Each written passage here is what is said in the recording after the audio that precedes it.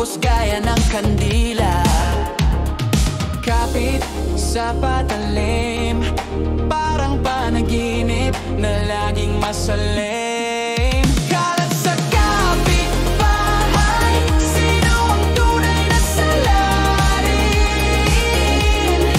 Sa dumi ng ating bahay, sino ba ang dapat paglinisin? Turo dito, turo doon, walang maago ng hamon. Turo dito, turo doon, walang maago ng hamon. May harang ang daan, may bayad ang tulad.